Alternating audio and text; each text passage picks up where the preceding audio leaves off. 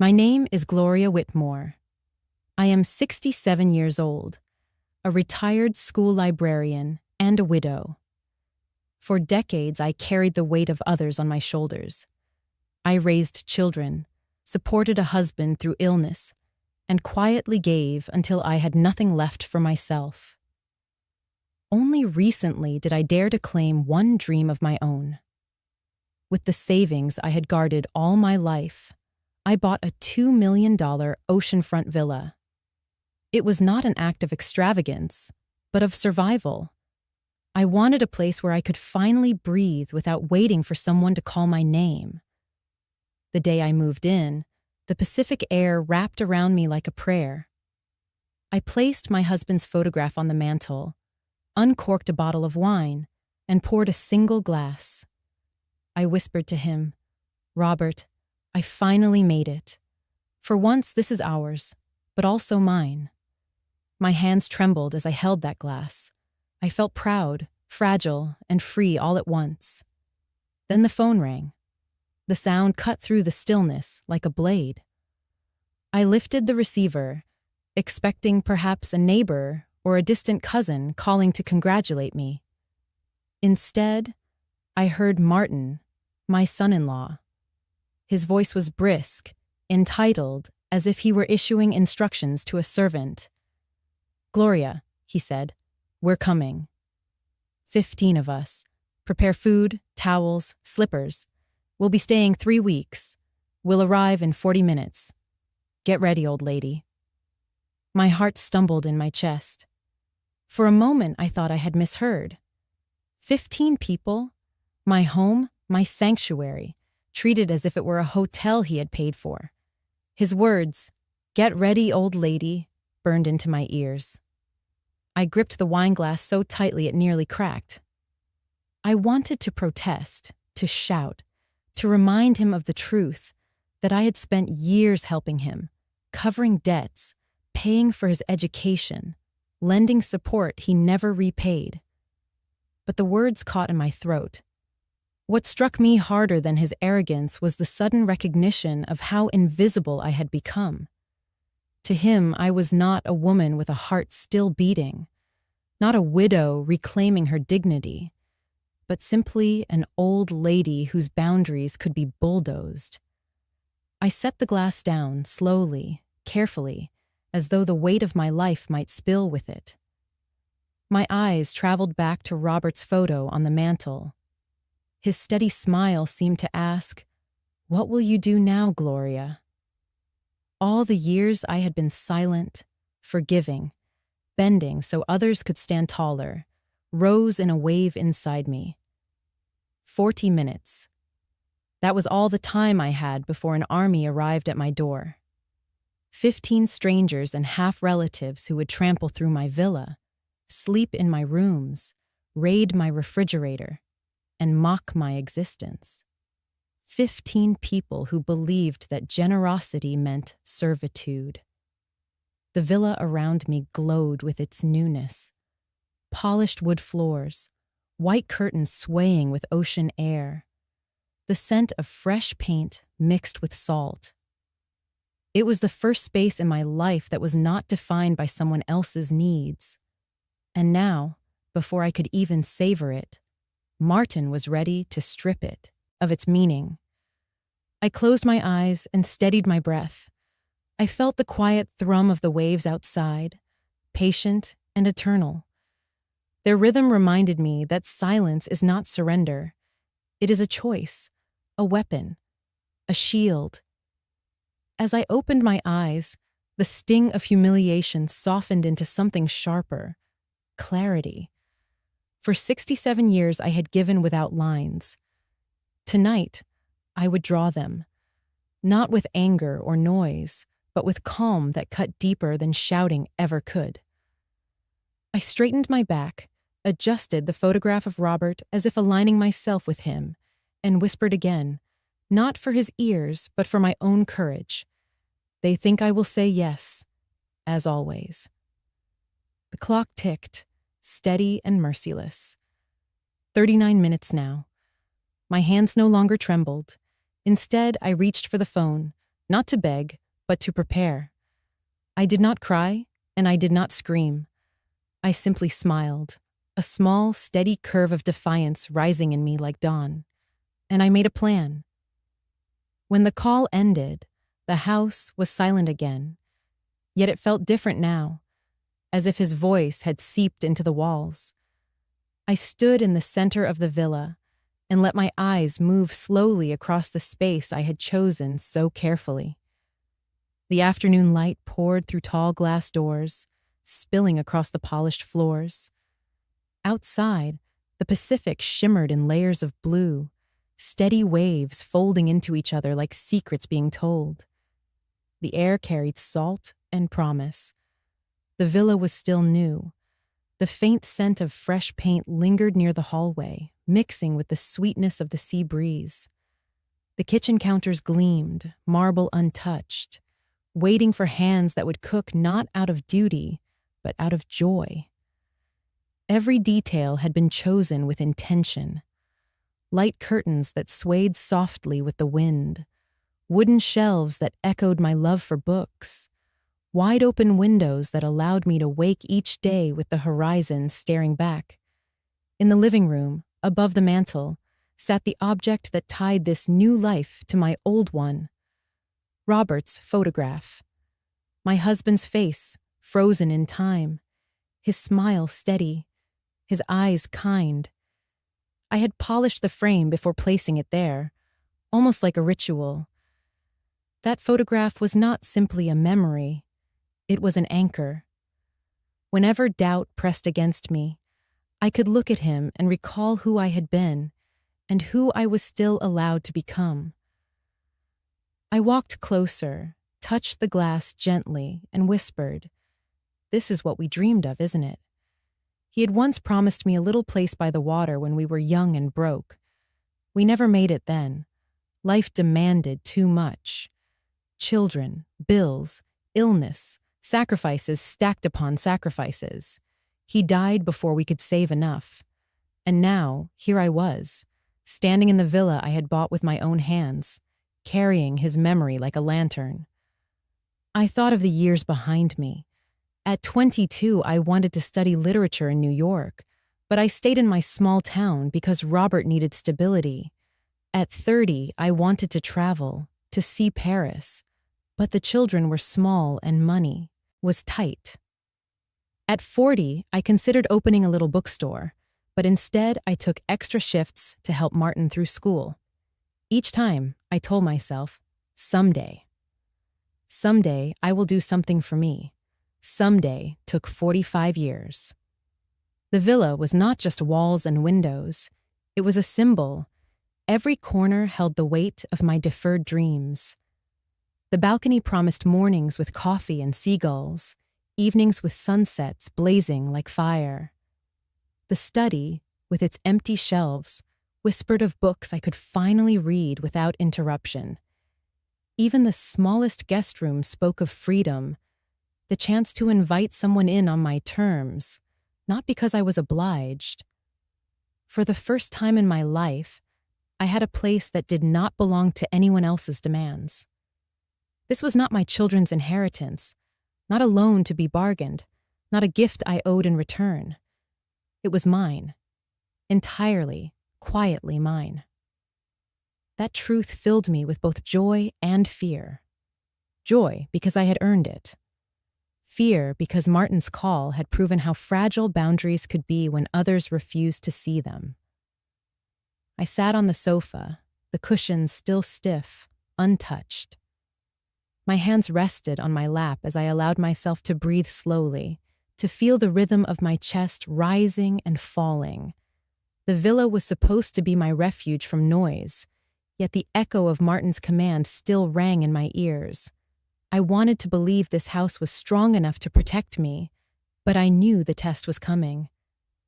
I looked again at Robert's photo. His silence seemed to mirror my own. All those years I had chosen silence, letting others decide, letting their comfort take precedence over mine. But this home was different. It was not built on compromise. It was built on my choice. The ocean beyond the glass roared softly, as if in agreement. I let the sound sink into me. This was my place. The first thing I had ever truly purchased just for myself. And I would not let it be trampled before I even learned how to live inside it. I heard them before I saw them, a rumble rising along the coastal road, engines layering over the hush of the tide. I stood in the foyer and watched a black SUV swing into the drive, then two sedans, then a white van with paddleboards and coolers, then a pickup with folding chairs. Doors snapped open, voices leapt, tires spat gravel. The villa, quiet a breath ago, tensed like a bird sensing a storm. People spilled out in a procession. Rolling suitcases clattered over stone. Tote bags thumped. Laughter bounced against glass. A teenager raised his phone and filmed a pan of the facade. A woman I knew only from photographs stepped into the frame, chin lifted, smile polished. Serena, Martin's new wife, announced to her camera, "First day at our oceanfront place. Wait for views." She aimed the lens past me, treating my doorway as a backdrop rather than a boundary. No one rang the bell. The door stood open because the breeze liked to travel. They treated the threshold like a suggestion. A cousin of a cousin rolled a case straight into the foyer and parked it beside the console table.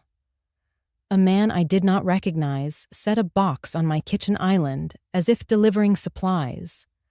Somewhere behind the crowd, a child squealed. Somewhere else, a bottle hissed open. The air filled with the sound of arrival and assumption. Martin climbed out last, sunglasses on, his stride a performance. He surveyed the driveway like a foreman and pointed with two fingers. "Unload the big ones. Food to the kitchen. Serena will need the master for light. Gear goes by the deck." He did not look at me right away. He looked through me, as if I were a lamp in the corner. When his eyes did catch mine, they slid off, already moving to the next command. I did not move. The wind pressed my dress against my knees. Salt rested on my tongue. Inside the kitchen, two young women perched on counter stools and tapped on their screens. "Tag the location," one said. "Make it vague. Show the water," the other replied. A teenager leaned his skate deck against the wall and opened my refrigerator with theatrical appreciation. "Stainless," he said. "Legit." He posed with a bottle of mineral water like a sponsor making a promise. The white runner I had unrolled bore its first wounds, a trail of damp footprints from a cooler set down without thought, sand sprinkled like pepper. A man in a fisherman's cap stood in my living room and slung his arm along the mantel as if measuring it. Robert's photograph sat there, in its polished frame. His elbow hovered close enough to fog the glass. I stepped forward and nudged the frame inward with two fingers. On the far side of the hedge, Mrs. Callahan stood at her fence in a straw hat with a faded ribbon. She did not wave or scowl. She watched the way a person watches a tide running higher than forecast. Our eyes met. Her mouth moved, yet I understood the sentence in her gaze as clearly as speech. This is not family. It was not cruel. It was accurate, a diagnosis from someone who knew kinship and claim. The sentence landed and settled. Silence is a language too. It says, "I am here." It says, "I see." It says, "I will choose when to answer." I kept my place by the door, a witness inside my own home, feet planted, shoulders level. People flowed around me the way water finds every opening. The house filled like a jar with pebbles, large first, then small, each rolling to occupy a corner. Serena narrated a tour, chef's kitchen, marble counters, ocean just there. A young woman I could not name lifted a tote and smiled toward me with friendliness that cost nothing. "Auntie Gloria," Where should we put drinks? The title slid across the tile like a borrowed shoe. The island for now, Martin answered for me, already halfway down the hall with a leather duffel. He paused only long enough to declare, "We will take the master. Serena needs it." He did not ask. He announced a decision that was never his to make. The speaker from the pickup found a plug and sent a shallow beat into the room. It was not loud, but it took space. Someone propped patio doors wide and stepped onto the deck to film the cliffs. A child bounced a beach ball. It skittered toward side table. I caught it with my palm before it struck the frame. From the fence, Mrs. Callahan gave a small nod. I inhaled brine and counted bodies. 11, 12, 13, 14, 15. They were exactly as announced, and my plan held steady. Martin's footsteps echoed sharp against the marble as he crossed the foyer, dragging his duffel like a banner. He did not pause to look around or absorb the home's still newness. He walked with the certainty of someone stepping into property already his. Serena lifted her phone high, panning from the glass wall to the view beyond the deck. Her voice carried in a sing-song tone rehearsed for strangers on the internet. "Welcome to our beach house. Look at this kitchen. Look at the ocean. #blessed." She winked at her screen as if I were no more than background noise. Around us, the others dispersed like water into cracks. One man flung open the refrigerator, stacked with fruit, cheeses, and a single bottle of wine I had been saving. He whistled, called over his shoulder, stalked like a resort. A teenager pressed buttons on the oven panel until lights blinked. Another pulled open drawers to discover utensils still wrapped in tissue. The island turned into a buffet of bags, purses, and sunglasses, none belonging to me. Children darted toward the pool. Their wet shorts slapped against their legs, leaving trails across my polished floor. A little girl tripped near the sliding door. Her soda splashed, staining the rug I had chosen only last week. She giggled, unfazed. An older boy grabbed the remote from my coffee table and powered on the television. Within seconds, a cartoon blared into the room, its voices clashing against Serena's live stream commentary. I moved toward the hallway, the corridor leading to the bedrooms, my refuge. Martin was already halfway down, Serena behind him, still narrating. "This will be our suite," she said, angling her phone toward the master door. "Best view in the house. Perfect for morning yoga streams." I stepped into the doorway. My hand braced against the frame. The air inside still smelled faintly of cedar from the dresser drawers, untouched. "My sanctuary," I said quietly. "Martin, this room is not for guests." He laughed, not pausing, his hand landing heavy on my shoulder. "Come on, Gloria, don't be selfish. You have the whole place. We just need the best room." He brushed past, his palm pushing me aside as though I were a curtain. The gesture was not violent, but it cut sharper than any shove. Serena swept in after him, phone high, recording every corner. "Look," she sang to her unseen audience, "the master bath. Double sinks. Ocean view tub. This is luxury." She opened the closet doors, filming empty shelves as if preparing to stock them herself. The word "our" repeated in her commentary. Our tub, our view, our house. Behind them, 2 more women dragged suitcases along the hall. "Which room for us?" one asked, laughing. Another voice shouted from the kitchen, "Hey, fridge is full. Who brought wine?" Someone else yelled back, "Not us, but it's ours now." Laughter followed, bouncing off the high ceiling. I stayed at the door, the weight of memory pressing against my ribs. Robert's photograph sat on the nightstand inside, angled toward the sea. I thought of the mornings we had spoken of, when I would drink coffee on the balcony and let the sun rise over silence. Instead, Serena now twirled before the window, showing the horizon to strangers on her feed. Martin dropped his duffel onto my quilt, bouncing the frame of Robert's photo so it tilted. He noticed nothing. His grin widened as he stretched out his arms. Perfect. 3 weeks here will fix everything. You'll see. His voice carried an edge of triumph, as if he had conquered territory rather than been invited. I wanted to answer, to remind him of the boundaries every adult should respect. Instead, I swallowed the words and let them settle like stones. Silence has its own grammar. It says, I hear. It says, I will not join this theater. My breath moved steady, my palms pressed against the frame. In the hall, luggage wheels rattled. Someone shouted for towels.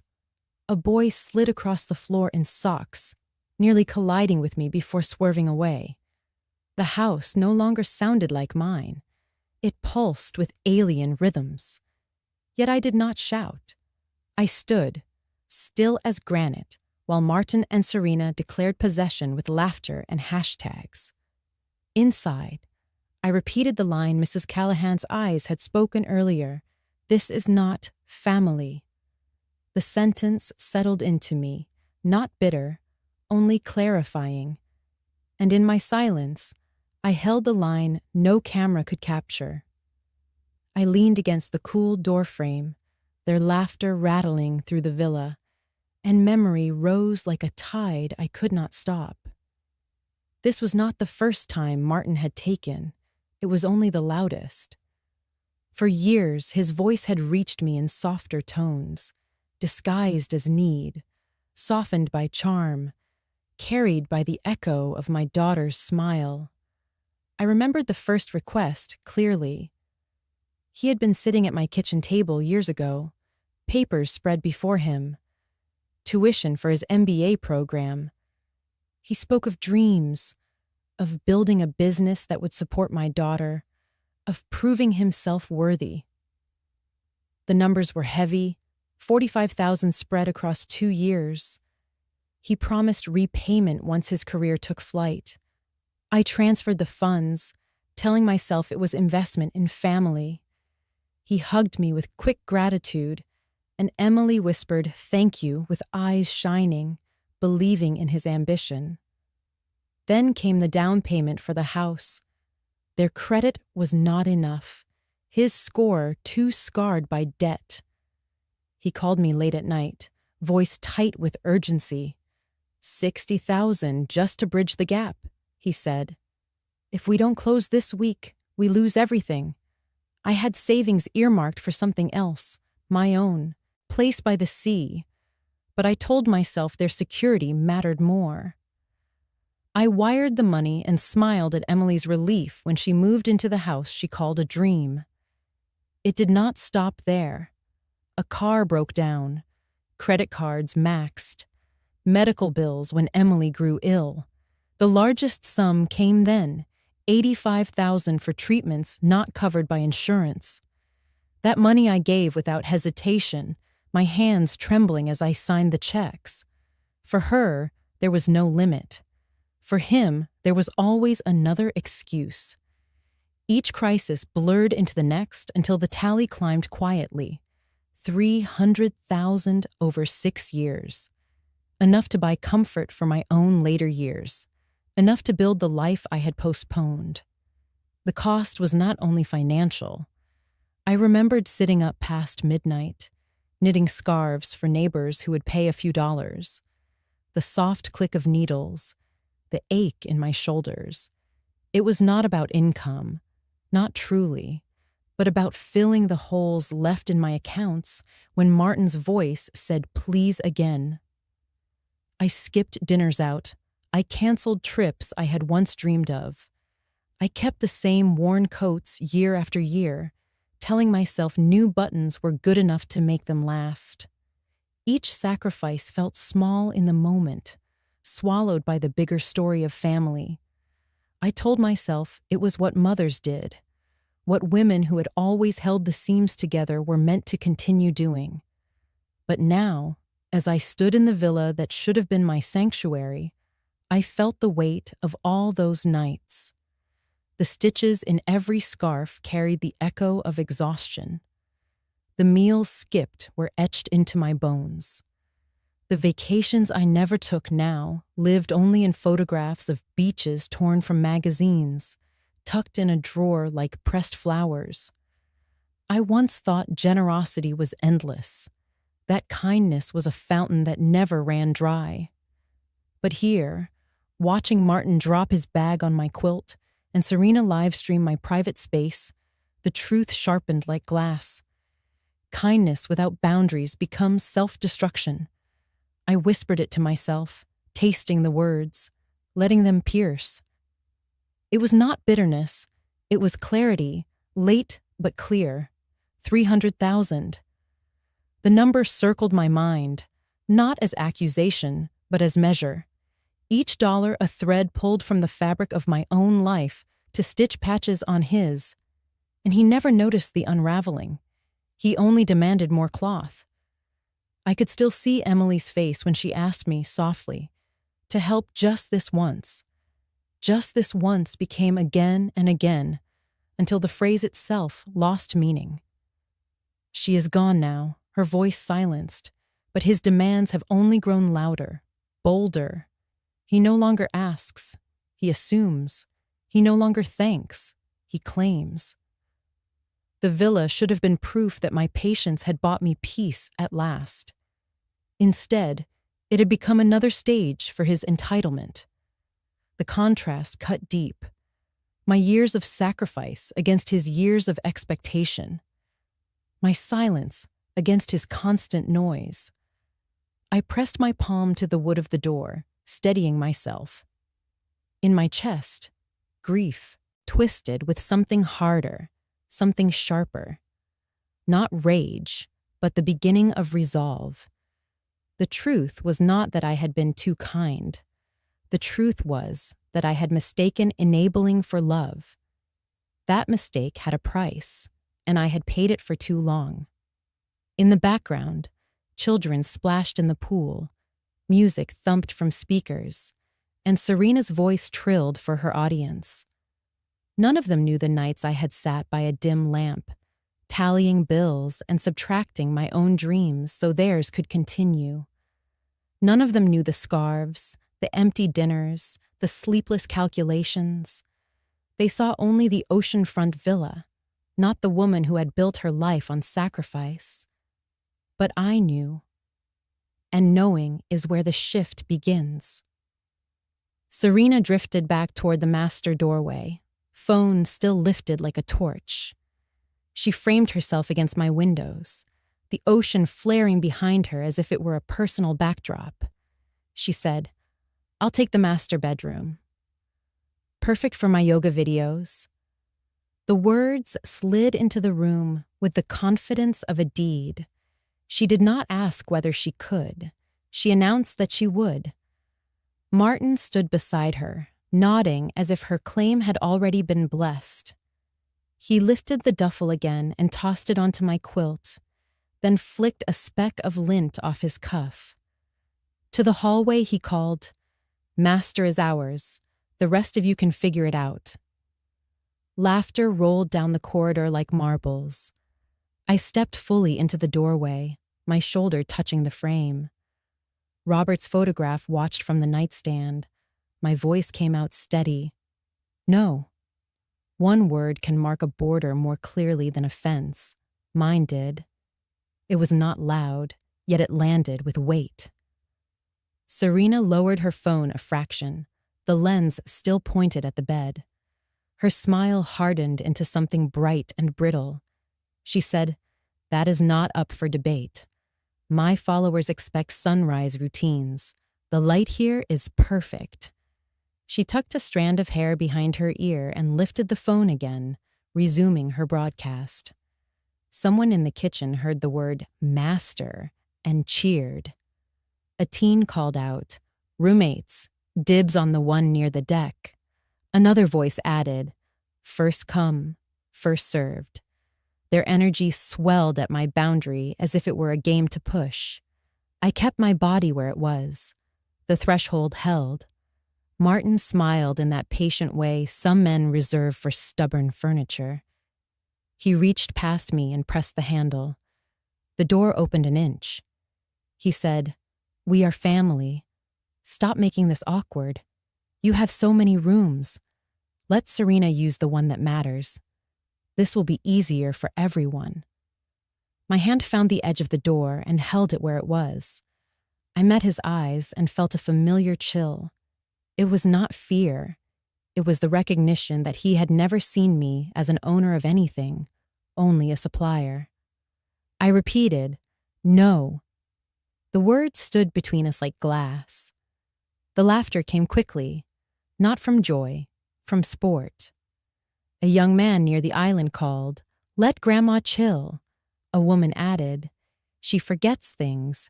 It is cute." Another voice chimed, "My Nana gets stubborn after naps." The jokes tumbled in, cheap as paper plates. I felt each one brush my skin and fall away. Serena pivoted her camera toward my face for a beat, maybe hoping to capture drama. The lens blinked red. I gave it nothing. No tears, no anger, no scene to feed.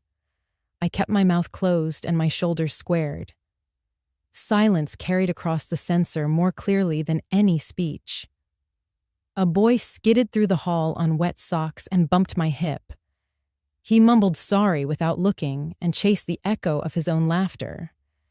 Behind him, the speaker thumped a shallow rhythm, a sea of little claims rising and falling. All of it pressed, pressed, pressed. I did not move. Martin sighed as if I were an administrative error.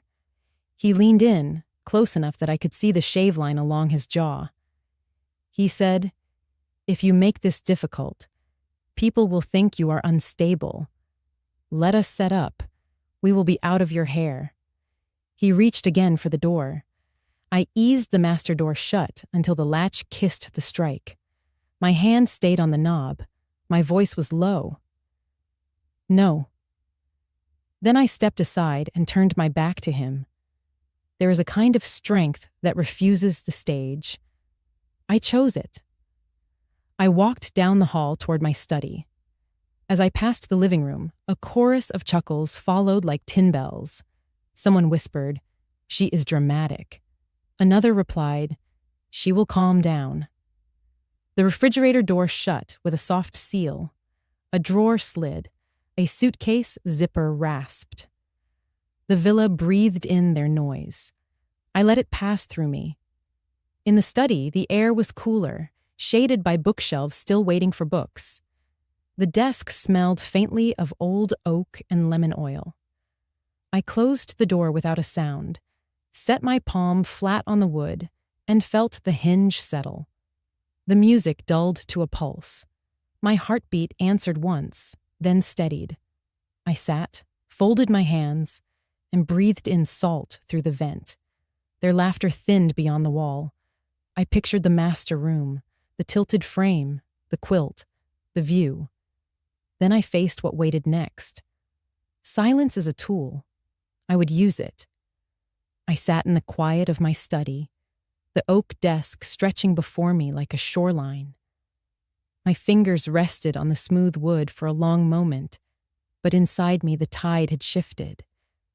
The laughter beyond the walls rose and fell, muffled yet insistent, like waves crashing against glass. My hands trembled slightly, not from fear, but from something harder to name, a pulse of clarity that had been buried too long. The phone sat on the corner of the desk, its black surface reflecting a sliver of my face. My palm hovered above it. For years, when Martin crossed lines, I swallowed my protest. For years, when demands came, I stitched scarves, tightened my belt, and whispered to myself that patience was the only answer. Tonight, something else breathed in me.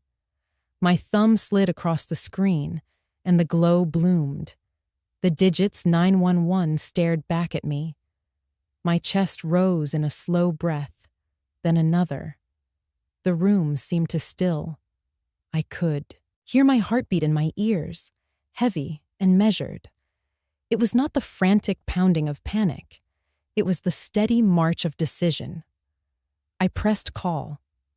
The line clicked, and the operator's voice entered the room, clear and calm. 911, what's your emergency? I swallowed, tasting salt at the back of my throat.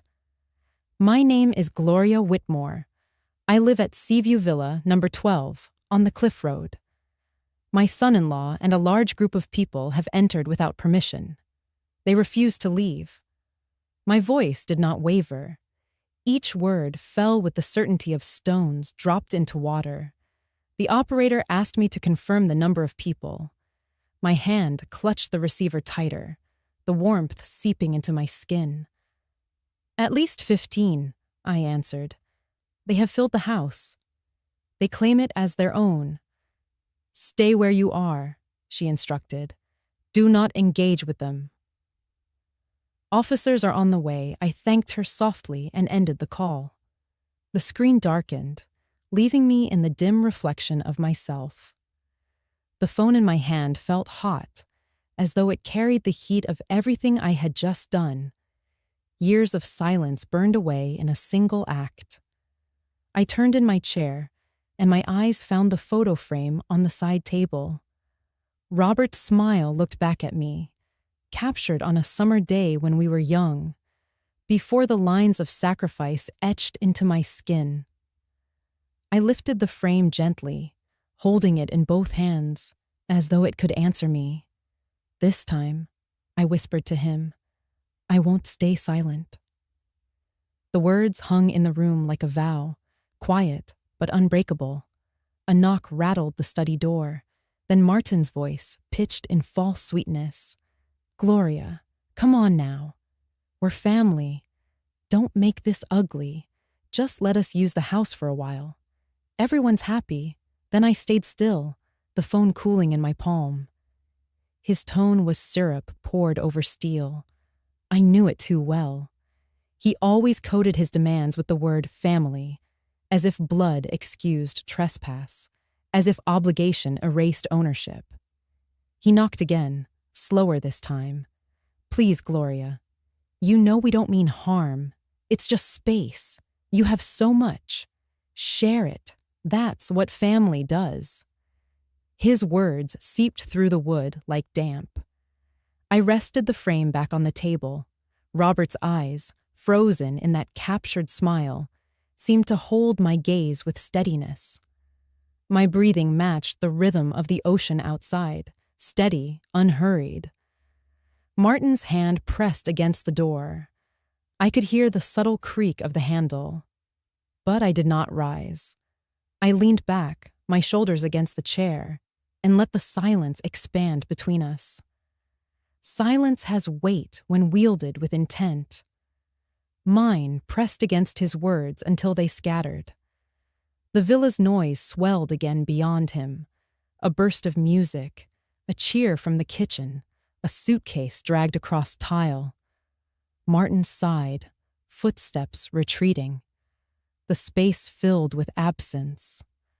I placed the phone flat on the desk, my hand still resting over it. The wood was cool beneath my fingertips, the surface steady. I felt a slow calm settle through me, deeper than fear, older than anger. I had done what I had always told myself I could not. In that quiet, I understood. Courage does not roar. Sometimes it dials 3 numbers, breathes evenly, and refuses to open a door. I kept my seat as footsteps drifted back toward the study. The handle turned a fraction, then went still. A hush settled, tense and expectant, like air before thunder. Martin cleared his throat and spoke through the door with a softness that never reached my bones. Gloria, he said, do not do this. Do not embarrass us. Think of Emily. The letters of her name slid under the door like cold air. For years, he had used her memory as a key. Tonight, he tried the lock again. I let the words fall and lie where they landed. Beyond the walls, the house rustled and chimed. A spoon clicked a glass. A suitcase wheel ticked across tile. Laughter flashed and faded. I listened to the ocean instead. It spoke in the steady grammar of return, wave after wave, each arrival proof that leaving is not the end. Martin tried again, his tone syrup over gravel. We can make this work. Share the rooms. We will be quiet. No one has to know. Open the door and we will talk like adults. I let silence grow until it had shape. In that shape, I placed a sentence my heart had been writing all day. Family does not invade. Family does not mock. Family does not steal peace. On the other side of the door, he exhaled. I could hear it, a small gust against paint. You are overreacting, he said, drawling the words to sound kind. You have so much space. We are tired. Let us rest. We will deal with details tomorrow. I thought of the years when tomorrow was my altar. I placed offerings on it and nothing came back. I thought of scarves knitted under a dim lamp, of meals skipped, of polite smiles given out like receipts. My breath stayed even. The ocean kept time. He nudged the handle again. The latch clicked but held. Gloria, he said, lowering his voice to a fatherly register. This is not worth the spectacle. If neighbors see the police, think how it reflects on you. Think how Emily would feel. She loved gatherings. Her name touched a place I guard like a wound. Memory flared. Her laugh in my kitchen, her braid falling over her shoulder while she peeled apples. The winter morning she held my hand before treatment and said, "We will be brave today."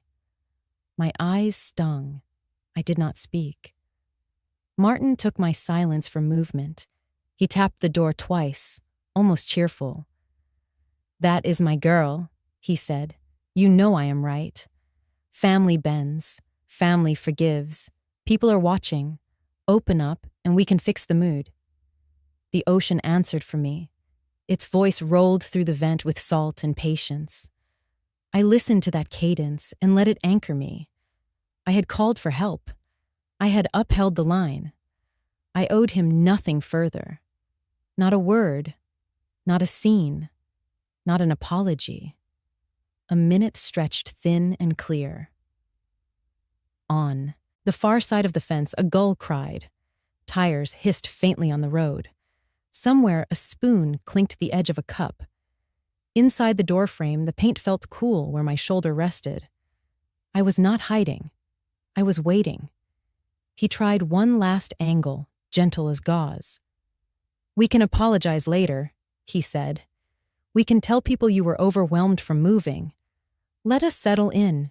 We will make you proud online. Serena's audience will love you." I pictured the master room again, the photo on the nightstand, the quilt smoothed by my hands. I pictured the years of yes that followed me like a shadow. Then I pictured the boundary, a thin, bright line drawn across the threshold of my life. I chose the line. Through the door, his voice lost its sugar. "So this is how it is," he muttered. "Have it your way." The knob clicked once, then nothing. Footsteps retreated, swallowed by the house he had tried to claim. I rested both hands on the desk and let the quiet claim me. In that quiet, I repeated the truth as prayer and promise. Family does not invade. Family does not mock. Family does not steal peace. The waves marked each sentence with a sigh against rock. The syllables sank and held. I kept breathing. Help was coming. My voice could rest. I glanced once more at Robert's photograph on the side table. The glass caught a thin bar of light from the window and laid it across his smile like a blessing. I set the frame straight with 2 fingers, as if aligning a compass, and faced the door. I was steady. Outside, the sea breathed. Inside, I matched it. The plan was set. The line held. I waited, present, unshaken, hearing only water tonight. I heard the siren before I saw the lights, a thin wail threading the surf and drawing closer. A steady knock sounded at the front door. The study floor carried the vibration into my shoes. I rose, smoothed my skirt, and walked the hall. When I reached the foyer, 2 officers stood beneath the transom, uniforms dark against the pale glass. The woman said, "Officer Ramirez." The man nodded. "Officer Dalton." Martin stepped forward with a smile meant to manage. "Officers, thank you for coming. This is nothing urgent, just a family misunderstanding. We have it handled." Officer Ramirez glanced at me, then back at him. "Sir, we received a trespass call from the resident. We will speak with her first." She shifted. He had to yield. Her eyes returned to mine. "Ma'am." I handed her my license and a folder from the console table. Inside were the deed, a utility bill, and the closing statement. She read, lips moving with quiet precision, then passed the documents to Dalton. He scanned, nodded once, and returned them to me. He turned toward the living room, where bodies hovered with bags and towels, and said clearly, "This is her home." The music snapped off. Serena lowered her phone by inches. A boy muted the television and looked at the floor. Martin spread his hands wider. "It's family business," he said.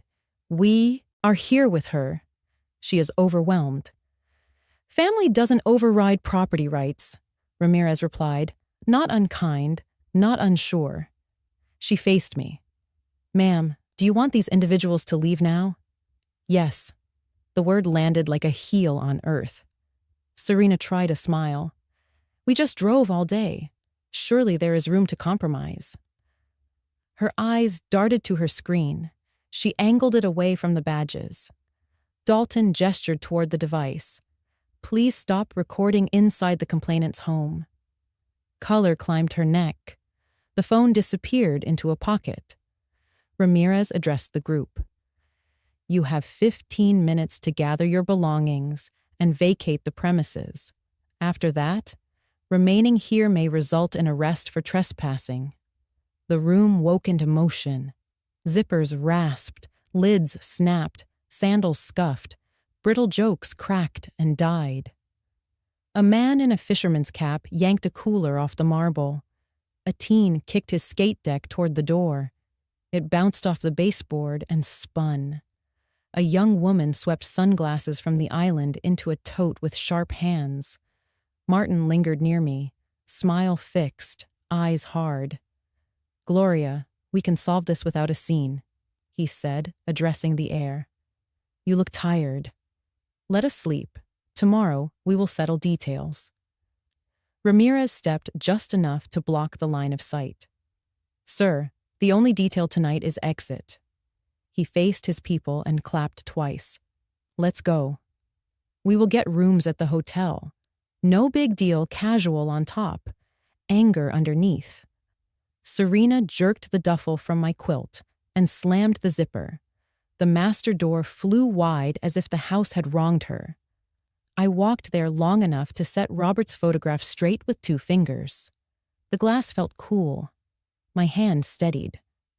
Back in the foyer, the parade reversed. Suitcases rolled. Towels dripped. Someone muttered that the view was overrated anyway. The speaker went silent. The hush that followed felt like air returning to a sealed room. At the threshold, a woman I barely knew paused, met my eyes, and whispered, "Sorry." I nodded. Apology sounded truest when it was small. Through the open door, I saw Mrs. Callahan at her fence, hands folded on the rail. The porch light made a pale ring around her hat. Our eyes met. She dipped her chin, not triumph, only recognition. In her gaze, I read the entire sentence again. This was not family. This was boundary. Martin was last. He adjusted his cuff on the mat as if to repair dignity. "We will discuss this," he said. "People will have opinions."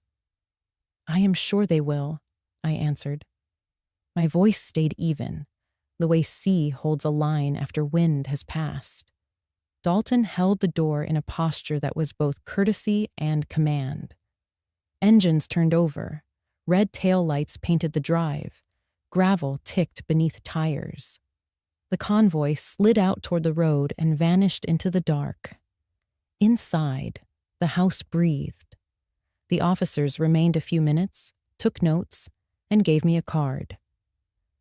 "If anyone returns without permission, call immediately," Ramirez said. "Tonight you did what you should." When the latch settled and the night closed, the ocean took back the soundtrack. At the fence, Mrs. Callahan lifted a hand. I returned the gesture. The rooms felt wider. My heartbeat matched the surf. The line I had drawn held. I stood in the foyer, steady and grateful for the quiet returning tonight. Martin was the last to linger in the doorway, suitcase in hand, his shadow stretching across the foyer tiles. The others had already shuffled toward the cars, their voices fading into the night. He looked at me as though the air itself belonged to him. Lips curved into a smile without warmth. His voice dropped into that false gravity he wore when he wanted his words to cut deepest. "Emily would be ashamed of you," he said. The sentence struck harder than any slam of a door. It landed inside my chest and sat heavy, pressing against years of love, of sacrifice, of quiet endurance.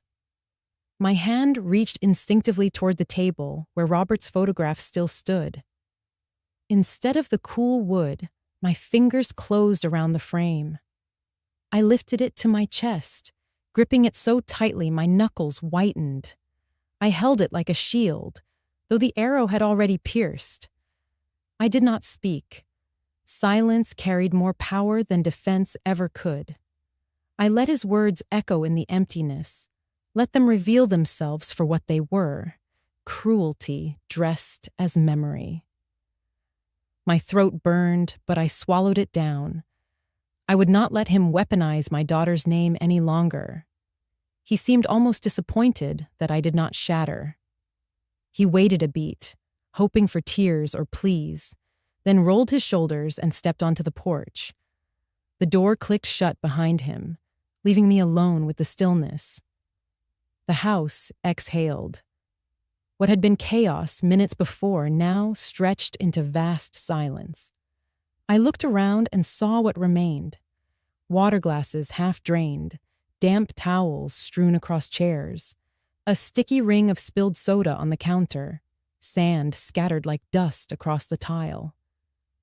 The villa, once pristine, bore the marks of invasion, footprints, fingerprints, echoes of laughter that had never belonged. I walked slowly through the rooms, the frame still pressed to my chest. In the living room, a cushion leaned sideways, crushed beneath careless weight. In the kitchen, my refrigerator door was ajar, light spilling onto shelves stripped of fruit and cheese. By the deck, a cigarette smoldered in the sand-filled vase meant for flowers. Each sign of disrespect tightened my grip on the frame until I feared the glass might crack. But the picture inside remained whole. Robert's easy smile, his arms slung around me from a day-long past. His steadiness seemed to radiate from the photograph into my hands. I whispered to him without sound, only moving lips.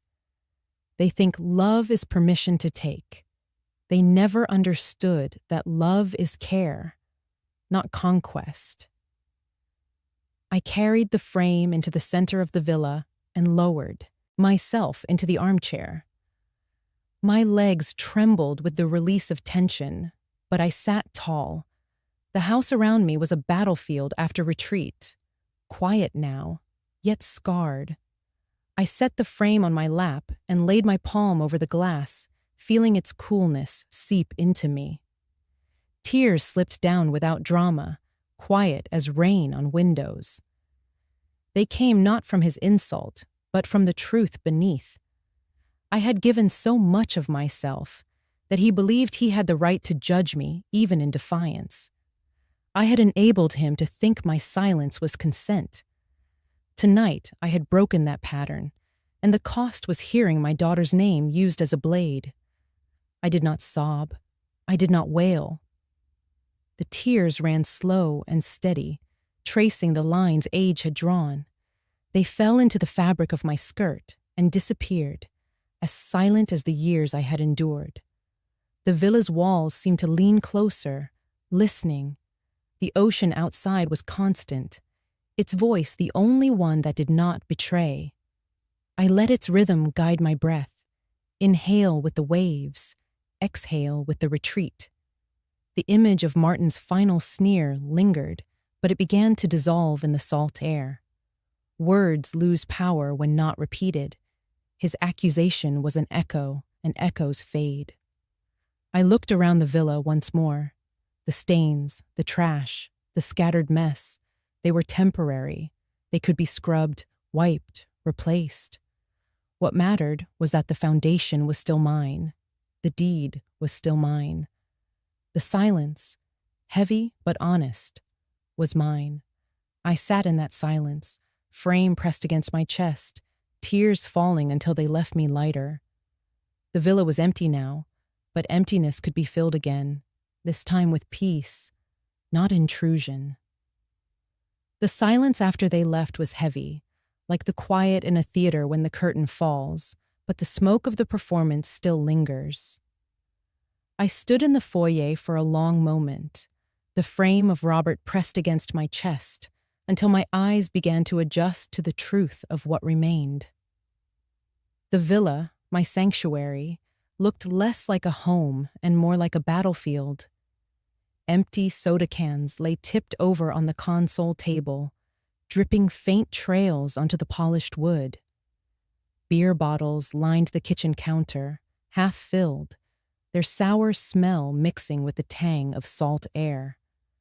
A sticky patch of spilled juice glistened under the ceiling light, pulling at the sole of my shoe as I stepped across it.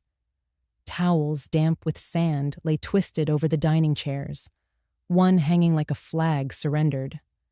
The hardwood floor carried dark smudges where sneakers had tracked the beach inside, little crescents and streaks that felt like signatures left by trespassers. I sighed, not in defeat, but in recognition. My body knew what to do. I found the bucket beneath the sink, pulled on a pair of rubber gloves, and began to pick up what they had scattered. Each clink of glass into the trash bag sounded too familiar. As I bent to wipe a streak of chocolate off the armrest, my memory slid open and pulled me back. It was not the first time I had cleaned up after others.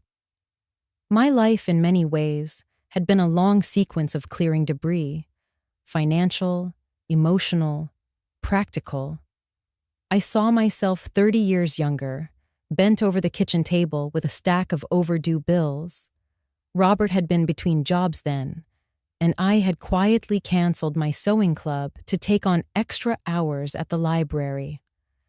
Later, when Emily was in high school, I had cleaned the mess of her college application fees that Martin said he would cover but forgot.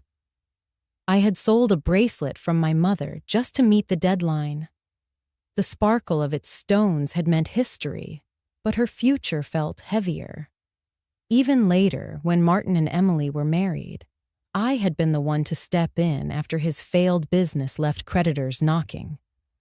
I had written checks until my hand cramped, then made supper for them afterward, telling Emily it would all work out. Each time, I swept up pieces of someone else's broken plans, piling them neatly, disposing of what I could, and swallowing the rest. Now I stood wiping crumbs of potato chips from the counter, and the thought pierced through me with such clarity I had to stop moving. I was always the cleaner of messes. But who ever cleaned mine? The words rang inside me, Sharp, undeniable. I leaned against the counter, the rag damp in my hand. My messes, my grief, my exhaustion, my unspoken needs had never been noticed, let alone tended. People saw me as the one who restored order, who covered the gaps, who kept the ship afloat. But no one had asked if I could swim when the water rose. I resumed wiping, each circle of the cloth a meditation. The floorboards gleamed slowly back into view under my scrubbing, but the prints of their intrusion seemed carved into more than wood. They had left echoes of every past moment I had cleaned after them, of every late-night favor, every quiet sacrifice. The villa was not only messy with their trash, it mirrored my life. I carried a bag of empties to the porch. The night air struck cool on my damp face. Across the fence, Mrs. Callahan's light was off now, but I imagined her gaze still carried its truth. This was not family. This was burden. I tied the bag tight, the knots snap in with finality, and left it by the bin. Inside, the silence grew easier to hold. The house was not spotless yet, but it was mine again. Each wiped counter and straightened chair whispered back a piece of my identity. I stacked the chairs around the table, aligned the salt and pepper shakers, and opened the windows to let the ocean air sweep out the stale smell of entitlement. The rag grew heavy with stains, but I kept moving. Cleaning, after all, was my oldest language. Yet tonight, it did not feel like servitude. Tonight, it felt like reclaiming. Each bottle discarded was a refusal to carry their weight. Each streak erased was a line drawn against intrusion. By the time I placed Robert's frame back on the mantel, the room looked less violated, more like the space I had imagined when I signed the deed. My arms ached, but the ache was honest. For once, I was cleaning not to protect others from collapse, but to heal the space where I lived. I stepped back, surveyed the villa in its half-restored state, and whispered into the quiet. This time, the mess ends here. Morning edged through the windows while I finished wiping the counters. My phone buzzed across the marble in short, frantic bursts. The notifications lined up like birds on a wire. I turned the screen over and saw the story Martin had chosen to tell the world. He had posted a photograph of Emily hugging him from years ago, soft light through leaves. Innocence captured to sell a narrative. Beneath it, his caption read, "My mother-in-law kicked us out." Money made her heartless. The line sliced cleanly. It did not say we entered without permission. It did not say 15 people arrived and claimed rooms. The comments began to stack before I could inhale. Family deserves better. Someone wrote, "She has a villa and still no room in her heart." Another chimed in, "Some widows forget where help came from." I felt my shoulders rise toward my ears, as if I could duck under the tide. Serena's live video appeared at the top of my feed. She sat in the passenger seat of their SUV with red eyes and a careful camera angle. "She abandoned family," she said, voice quivering. "We drove for hours with food and towels. We only wanted to be together." She called the police on us. Hearts floated up the screen. The viewer count leapt. Comments bloomed with sympathy. The video ended. The clip reappeared within seconds, shared by people who have never set foot in my kitchen. Messages flooded my inbox as though the front door were open again. An old coworker wrote, "I hope this is a misunderstanding. Call me." A distant cousin posted publicly, "Hard to watch elders turn cold." Another tagged my name under Martin's post and asked, "Is this true?" The question sat there like a stone. Truth, in their minds, had already been decided by volume and tears. I set the phone down and listened to the house. In another life, I would have rushed to defend myself, would have typed until my fingers cramped, would have uploaded photographs of sticky floors and upended cushions. I even pictured scanning bank statements, laying out numbers like stepping stones toward an honest shore. My hands hovered over the screen. I withdrew them. I had not called for help so I could plead with strangers. I had called because boundaries had been broken. More notifications buzzed. "Let it go. It is just a vacation," someone wrote. "She owes them after all they went through," another declared. The phrase "owes them" rang hot. It did not belong to love. I pressed the power button.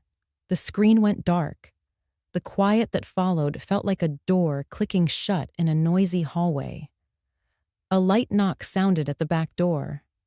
I opened it to find Mrs. Callahan in her sweater and walking shoes, the morning sun painting the brim of her hat.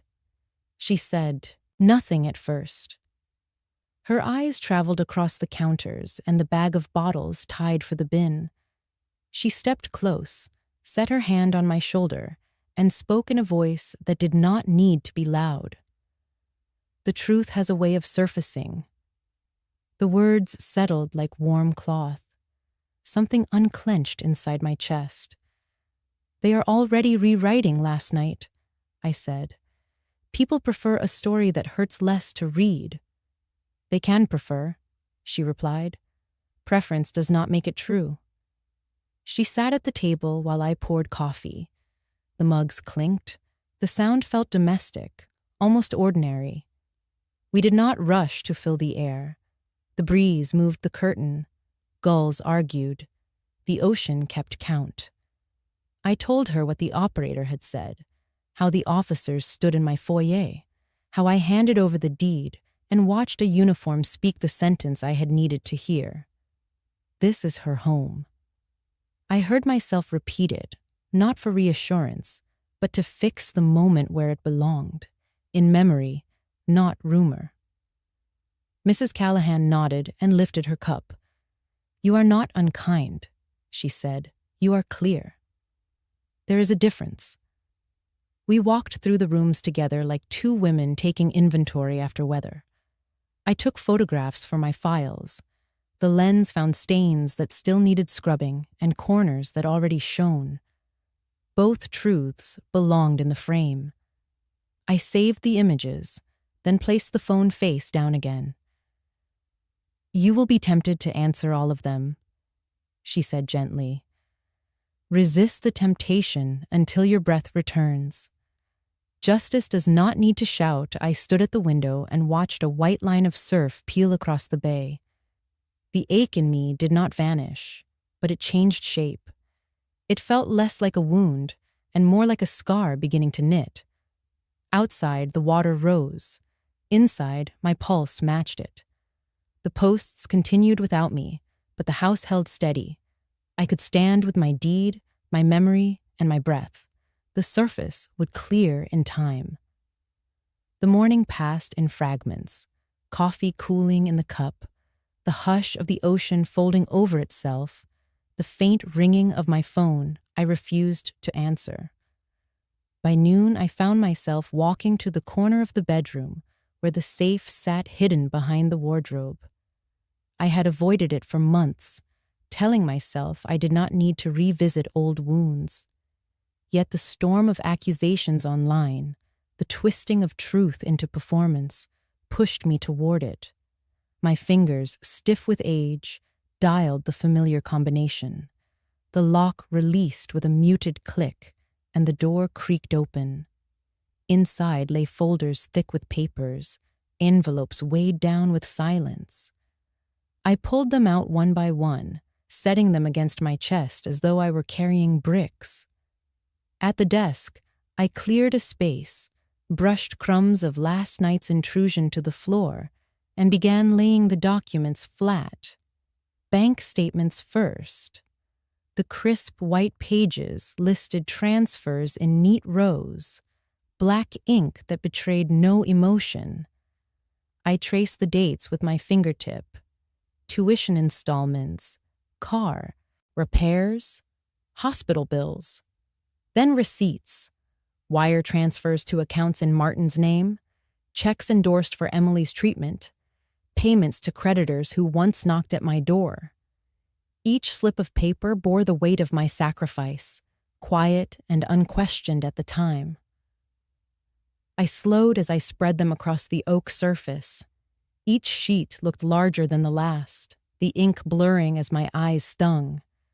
My chest felt tight, as though grief itself pressed against my ribs. I lowered myself into the chair, placed my palms flat on the desk, and let my eyes rest on the accumulation.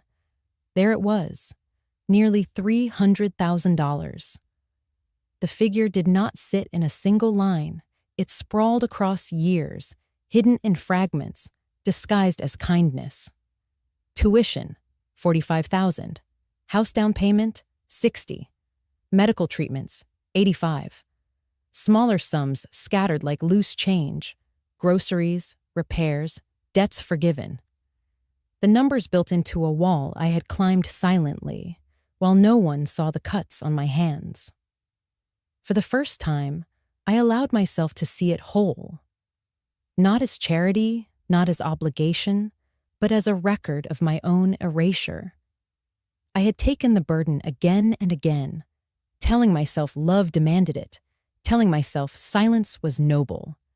Now, on the desk before me, truth had shape, weight, undeniable. Tears burned, spilling hot over the corners of my eyes. They dropped onto the paper, smudging ink into gray blooms. I did not wipe them away. They belonged here, with these records, proof that numbers alone could not capture the cost. The room felt still. The only sound the faint tick of the clock and the distant crash of waves. My hands trembled as I stacked the pages into order, aligning edges as if tidiness could tame the ache. My throat thickened with words that had never been spoken aloud. I was not heartless, I whispered into the empty air. My voice cracked, but the sentence carried its weight. I was exhausted. Exhausted from years of giving, exhausted from being told it was never enough, exhausted from carrying debts that were not mine, mistakes I did not make, burdens I never deserved. The papers were not merely receipts, they were witness. I leaned back in the chair, closing my eyes. In the darkness behind my lids, I saw Emily's smile, felt Robert's hand steadying mine. I wished they had lived long enough to see that love had limits, that boundaries were not cruelty, but survival. My exhaustion was not a flaw. It was evidence that I had given until I could not anymore. When I opened my eyes again, the papers were still there, spread like a map of my past. But now they looked less like chains and more like testimony. Proof that I had not turned cold overnight. Proof that generosity, without care for self, drains a soul to dust. I gathered them carefully into a single folder, sealed it, and pressed it flat with both hands. My heart slowed, as if it had exhaled for the first time in years.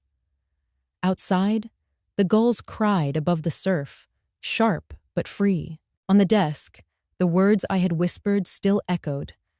Not heartless, only exhausted. At last, the truth had been laid bare. Not for them, but for me. I carried the sealed folder to my car like a small, heavy animal and drove into town. The courthouse clock had not yet struck 9.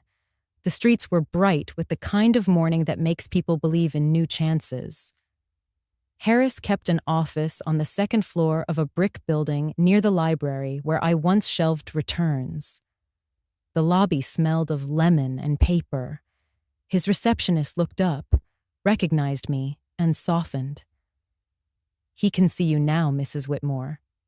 Inside, his walls held tidy rows of framed degrees, and a photograph of him shaking hands with a judge I remembered from Robert's probate. Harris rose, silver hair neat, voice even. "Gloria, it has been a while. How are you holding up?" "I brought records," I said. My throat felt dry.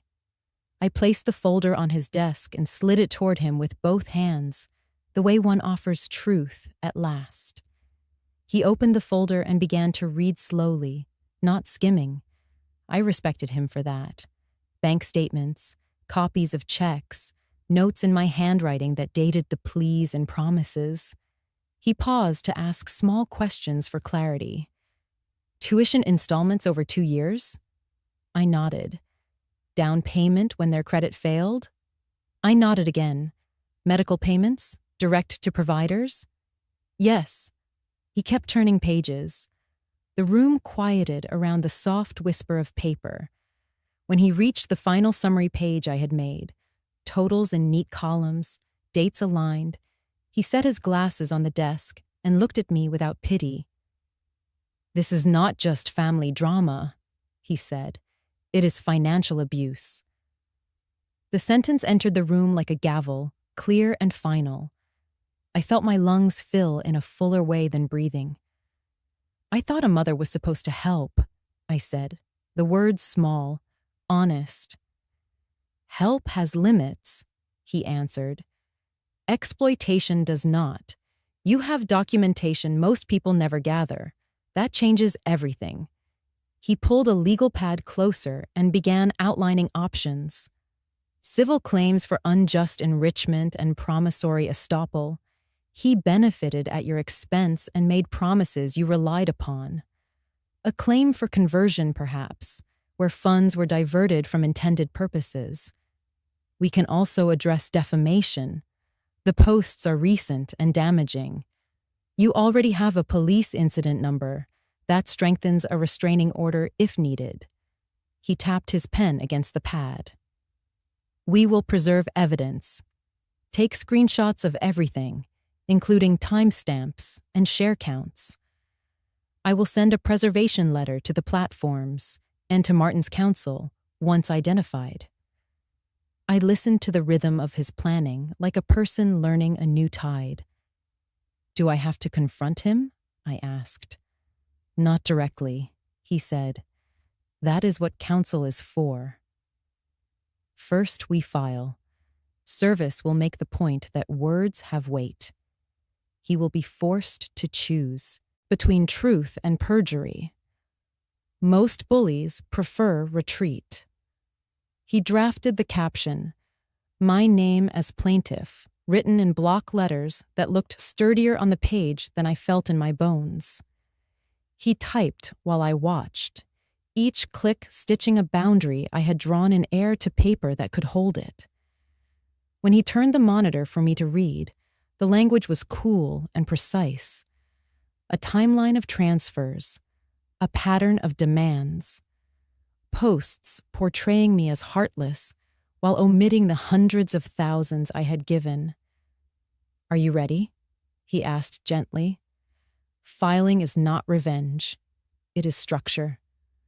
I thought of the house after they left, the sticky ring on the counter, the sand on the floorboards, the quiet returning room by room. I thought of Robert's photograph steady beneath my hand and the sentence that had carried me through the morning. I was not heartless. I was exhausted. I nodded. "I am ready." He printed the complaint and slid a pen across the desk. I felt the weight of the barrel in my fingers, the slight drag of the nib as it touched the signature line. Time slowed, the way it does when a decision steps from intention into act. I wrote my name, carefully, fully, then initialed where tabs told me to, dated each page, and breathed out. The ink shone for a second before it sank into the fibers.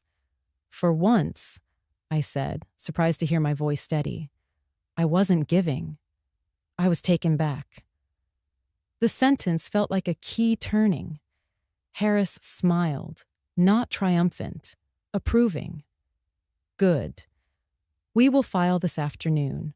I will arrange for certified copies of your bank records and contact the clinic for billing confirmations." Expect noise online when he is served. Do not answer it. Let the process speak. He handed me a thin copy set bound with a black clip. It looked modest, almost ordinary, yet it contained the history I had carried alone for years. I placed it in my bag and stood. My knees did not wobble. At the door, he paused. One more thing. If he reaches out, refer him to me. You owe him no conversation. Walking back into the hallway, I felt lighter, as if some portion of the weight had shifted from my spine to the file now moving through the system. Outside, the sun lay clean on the street. A gull tilted its wings over the square. In my car, I rested both hands on the wheel and allowed a long breath to leave me, slow as a tide. The line I drew last night had found a second line today. Together they formed a boundary sturdy enough to stand on. I drove home, ready to claim my door. The courthouse smelled faintly of polish and old paper, its marble steps gleaming under the morning sun. My hands gripped the handle of my bag as I walked through the metal detector. Inside rested copies of my evidence, though Harris carried the originals. My heart beat steady but firm, like waves striking rock. I reminded myself, this was no longer a family quarrel whispered in kitchens. This was law, and law had no patience for manipulation. When Martin entered, he looked as if he were arriving for a luncheon rather than a hearing. His suit was tailored, his tie a bold blue that drew eyes. He smiled broadly, shaking hands with an acquaintance across the aisle, nodding to others as though the courtroom were his stage. His gait carried the same entitlement I had seen on my porch, a man convinced the world bent toward him. Serena followed, draped in a silk dress, her hair perfectly coiled, makeup precise enough for a camera. She dabbed the corner of her eye with a lace handkerchief before she even sat down, rehearsing grief. Her presence radiated spectacle, and she leaned into it. When the bailiff called order, she adjusted her posture like an actress poised for a close-up. I took my seat beside Harris. His files were stacked in quiet order, no theatrics, no flash. His calm steadied me. He leaned slightly and whispered, "Remember, you have nothing to prove beyond truth. Truth stands taller than performance." The judge entered, robes trailing. We rose, then sat. Martin's attorney, a younger man with sharp glasses, opened with a polished statement. He painted me as an unstable widow, grieving and confused, lashing out against the only family she had left. He gestured toward Serena, who lowered her eyes, the picture of sorrow. When it was Harris's turn, he rose without rush. He placed a stack of documents on the podium and began with dates and amounts. Bank transfers totaling nearly $300,000, made directly from Mrs. Whitmore's accounts to the defendant, Martin Hale, and his household. He handed copies to the judge and opposing counsel. The rustle of paper filled the chamber. Then came the promissory notes, Martin's own handwriting scrawled across lined paper, promising repayment as soon as business recovers. Harris held them steady, his voice measured. These are not tokens of generosity. These are debts acknowledged and ignored. Martin shifted, his jaw tightening though he forced a smile. Serena glanced at him, a flicker of unease breaking through the mask. Next, Harris presented the video. Serena's own live stream, captured by viewers, labeled with timestamps. The screen lit up at the front, her voice trilling, "Our beach house, master bedroom for me." The laughter of others filled the speakers. Harris paused the video at her words, letting silence frame them. The contrast between her courtroom tears and her online performance spoke louder than any argument. The opposing counsel objected, muttering about context, but the judge allowed it. The word "our" hung in the air, undeniable. Then Harris called a witness. My breath caught when Mrs. Callahan walked to the stand. She had dressed in her Sunday best, hat perched properly, hands folded around her purse. She was sworn in, then met Harris's gaze with calm strength. "Mrs. Callahan," he began, "from your home next door, did you witness the events of June 12th? Her voice was steady, not loud, not uncertain. "I did.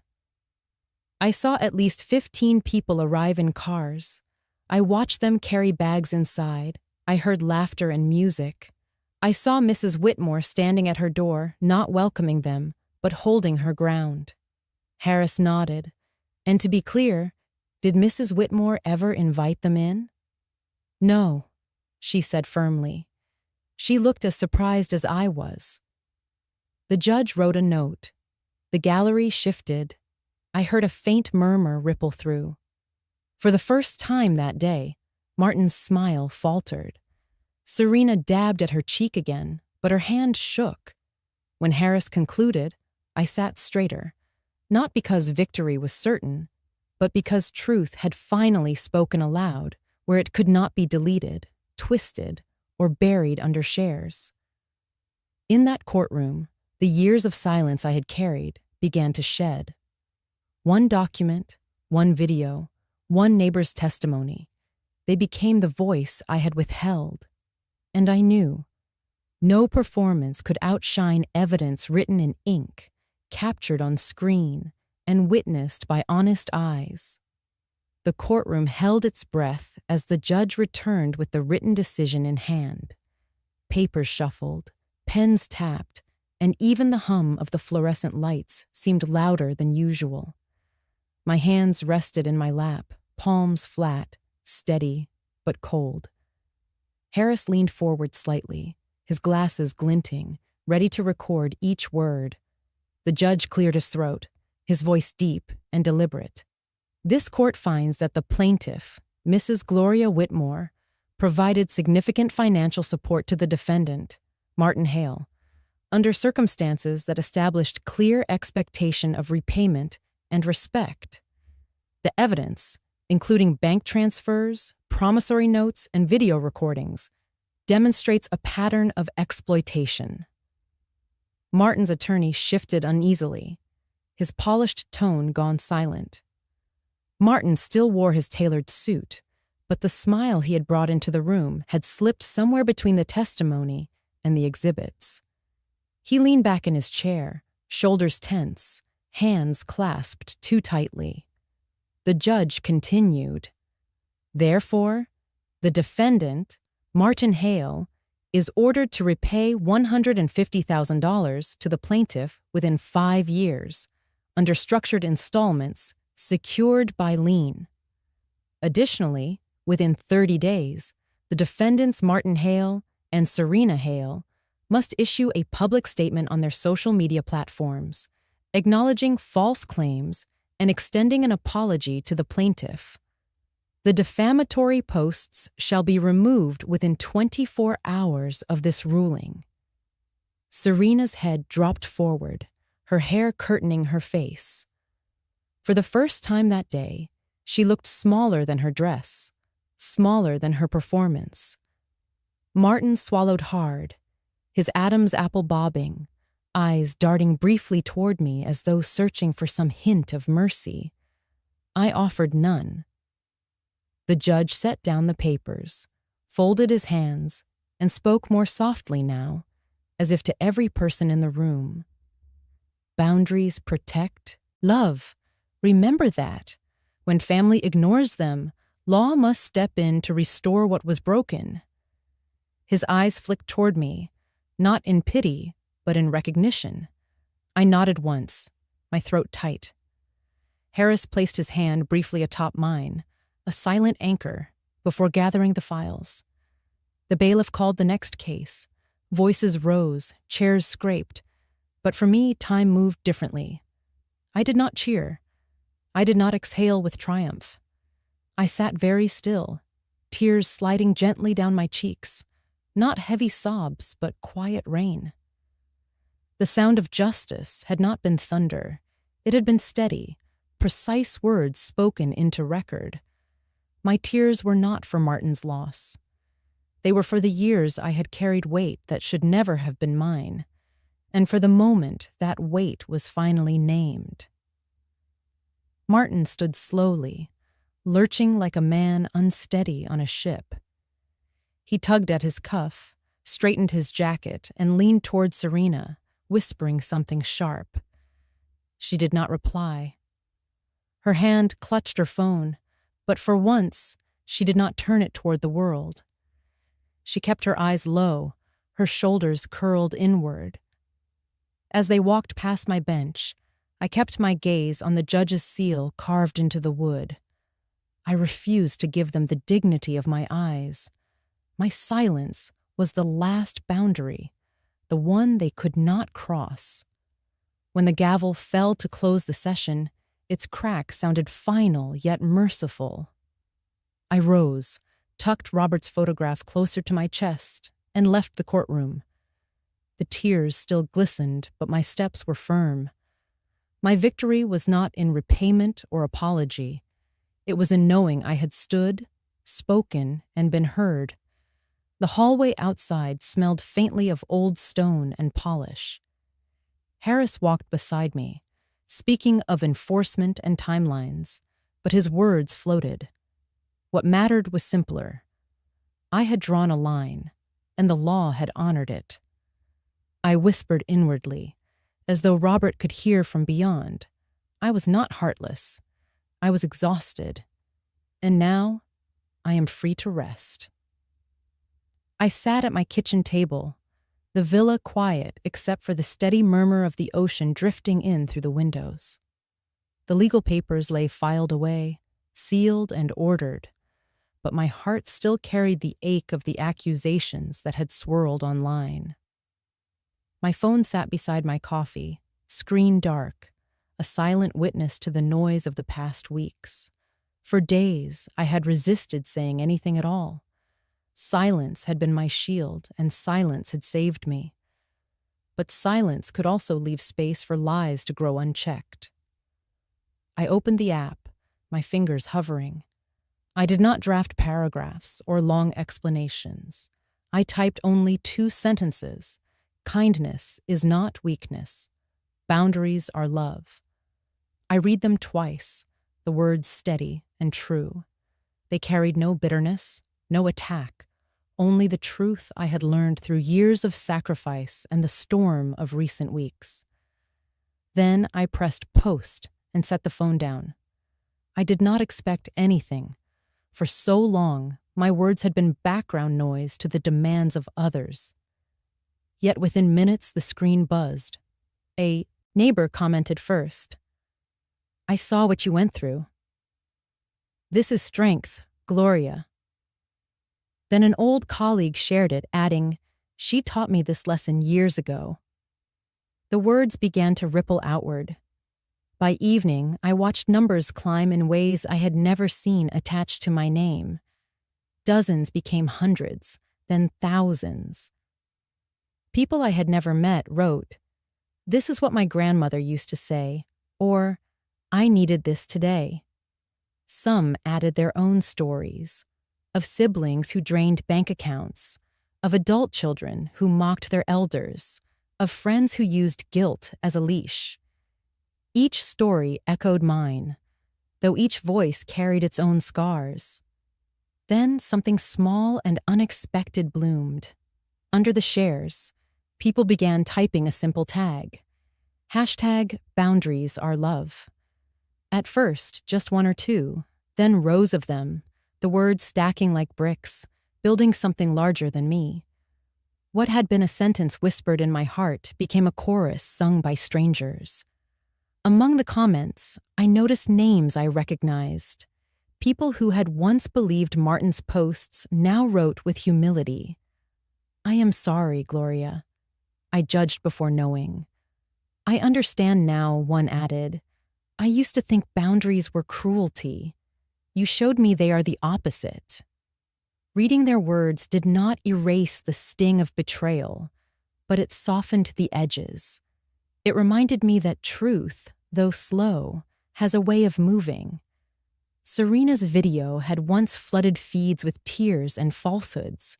Now clips of the court ruling shared by reporters spread alongside my sentence. Viewers saw the evidence. They saw Mrs. Callahan's testimony.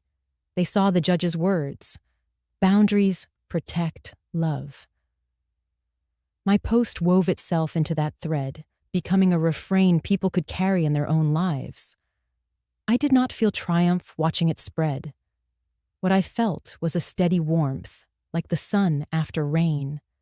For years I had been the cleaner of messes, the silent giver.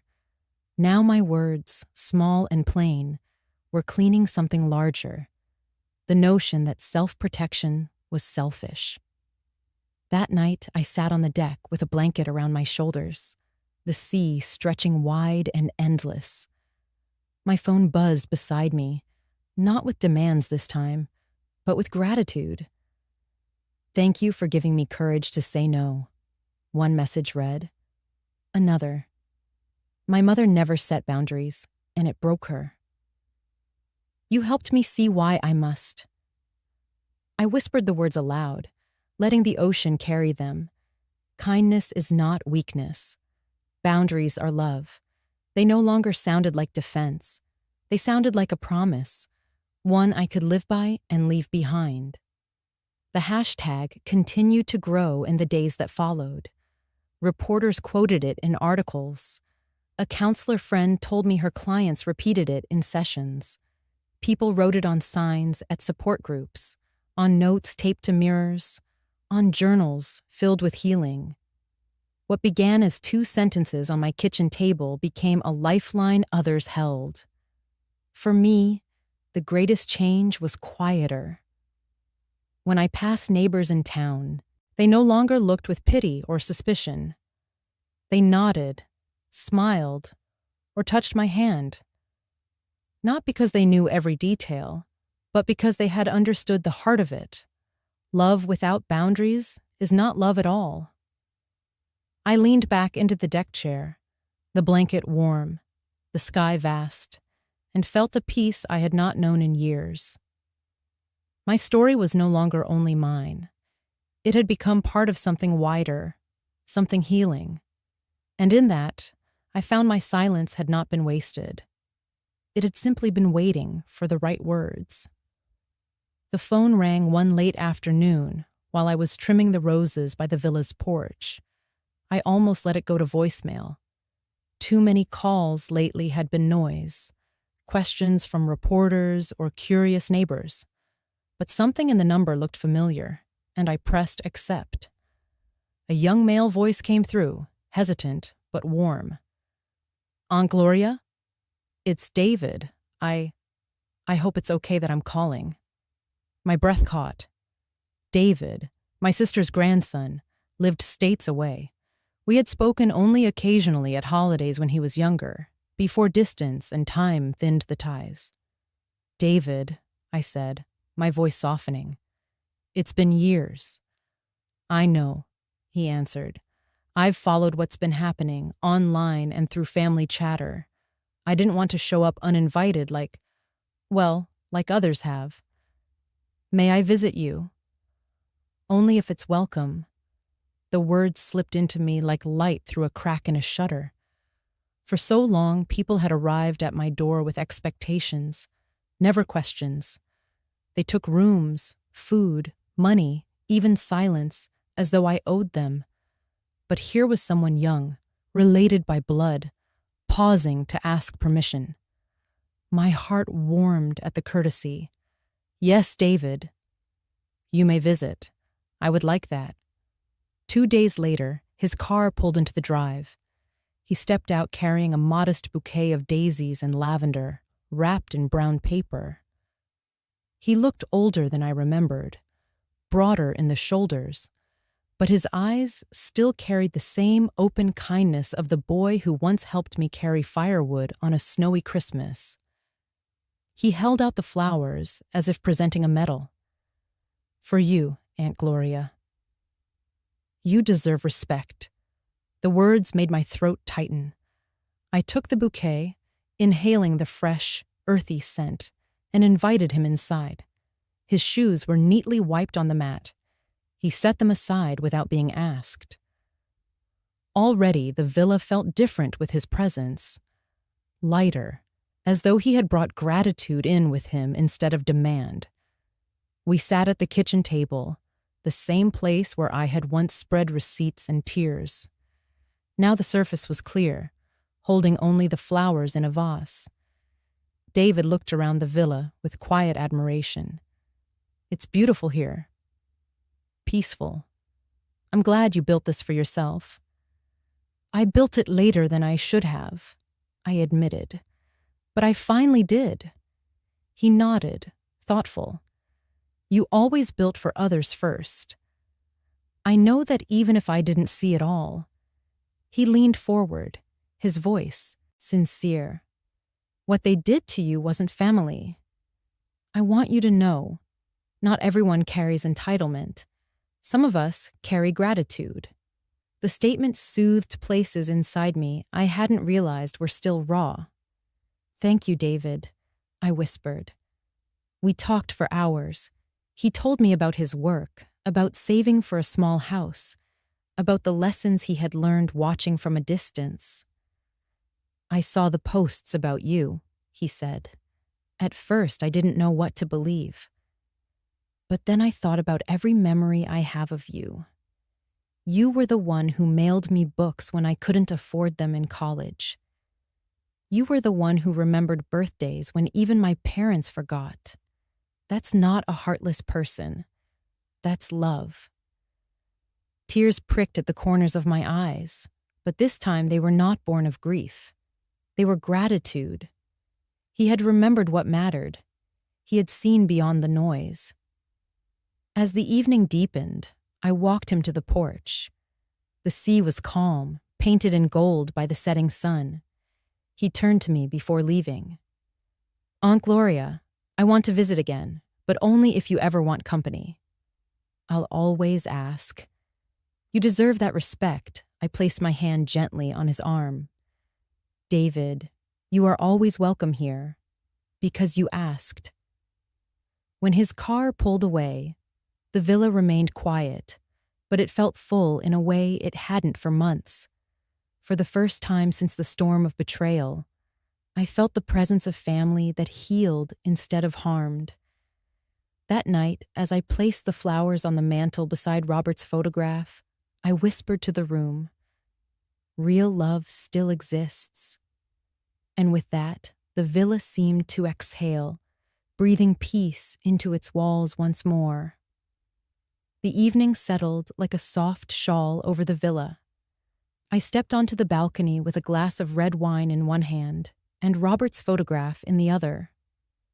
The sea stretched wide and endless, its waves folding in and out like a patient breath. I placed the frame on the small table beside me, straightening it so his eyes met the horizon as mine did. The ocean breeze lifted my hair and brushed against my cheek, almost like his hand once did. For a moment, I only listened. The surf rolled steady, not in anger, not in chaos, but in rhythm. Each wave broke, scattered, then returned again. I thought of my life reflected in that cycle, giving, breaking, retreating, and finally, returning. The sky above the water glowed in shades of amber and rose, a slow fire sinking into calm. I lifted the glass, the liquid catching the last glint of sun, and whispered, "Robert, I finally learned. Generosity needs boundaries." The words felt like confession and benediction together. I had spent so much of my life believing that love meant surrender, that sacrifice without measure was virtue. I poured out my savings, my hours, my very self, as though depletion was proof of devotion. Yet in the end, it had not brought harmony. It had bred expectation. And expectation had sharpened into entitlement. Now, sitting in the quiet hum of my own home, I felt the truth settle in. Generosity without limits is not kindness. It is surrender. And surrender, repeated too long, becomes erasure. The wine touched my lips, warm and rich. I let it linger, tasting not just the grapes, but the years behind them, the labor of soil, the patience of aging. Nothing fine comes without care. Even vineyards must be pruned, boundaries drawn so the vines do not choke themselves. I smiled at the metaphor. Perhaps I was learning, at last, to tend my own vineyard. The photograph gleamed faintly in the sunset. Robert's smile, forever caught in its frame, seemed to soften as the light touched it. I spoke to him quietly, as I had not done in years. I wish you were here to see me claim this. I wish you could have told me earlier that saying no is not cruelty. But maybe I had to walk through the long silence to hear it for myself. I closed my eyes and breathed deeply.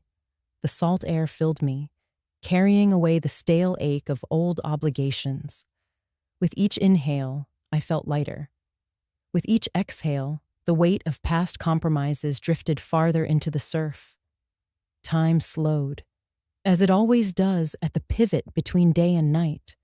Shadows stretched across the balcony, the horizon line glowing brighter for a last instant before sinking into deep blue. The villa behind me was clean again, the counters scrubbed, the floors restored, but more importantly, my spirit felt scrubbed too. Not spotless, not erased, but honest. I thought of Martin's final insult, of Serena's theatrics, of the sting of betrayal that had once hollowed me out. They no longer felt sharp. They felt distant, like voices carried off by wind. What remained was not bitterness, but clarity. The law had spoken, truth had surfaced, and even strangers online had echoed my words back to me. Kindness is not weakness. Boundaries are love. The tide crashed below, a louder wave breaking against rock, spraying mist high enough to glisten on my railing. I watched it fall, and I realized the sea did not apologize for its strength. It did not beg to be smaller so boats could pass easily. It simply existed in its power, and the world shaped itself around that truth. I touched the edge of Robert's frame, my finger tracing the line of his jaw through the glass. I am learning to be like the sea, I whispered. Steady, strong, endless, but never without boundaries. The sky darkened into twilight. A single star appeared, faint but certain. I raised my glass toward it, then toward the photograph, and let a final tear slip free, not of sorrow, but of release. It landed softly on my wrist and dried quickly in the evening air. The healing was not loud. It was not marked by celebration or applause. It was in the quiet acceptance that my life was mine again. The villa, the sea, the silence. All of it belonged to me. And as the waves kept their rhythm, I knew I had stepped fully into my own. The villa's living room glowed with the soft amber of the evening lamps. The storm of intrusion, conflict, and judgment had passed, leaving behind a space that felt finally, completely mine. The walls, once echoing with laughter that mocked and footsteps that violated, now carried only the calm rhythm of the sea outside and the gentle hum of silence. I sat on the couch, a knitted throw draped over my shoulders, the texture reminding me of nights when I used to knit sweaters to sell, scraping together every penny to keep Martin's dreams alive. David sat across from me, leaning forward slightly, his hands wrapped around a steaming mug of tea I had poured for him. He had brought flowers when he arrived, their petals still fresh in a vase on the table between us. For a long while, We didn't speak. There was no rush to fill the quiet. His presence itself was a balm, so different from the chaos of 15 uninvited guests who treated my home like a playground. When he finally spoke, his voice was steady but gentle. "Aunt Gloria, thank you for letting me visit. I didn't want to come uninvited." The words carried weight. They landed in me like a gift I had long been waiting for. Respect, so simple, so fundamental, yet absent in so much of my story. I nodded, my throat tight, and answered softly, "That means more than you know." We talked for a while about ordinary things, his studies, his dreams, the way he admired the sea view from the balcony. His conversation wasn't gilded with demands or laced with entitlement. It was sincere, grounded, present. For the first time in years, I felt family not as burden, but as blessing. Then came a pause. He looked at me, his eyes open and searching, and asked, "Do you regret it? Standing up for yourself?"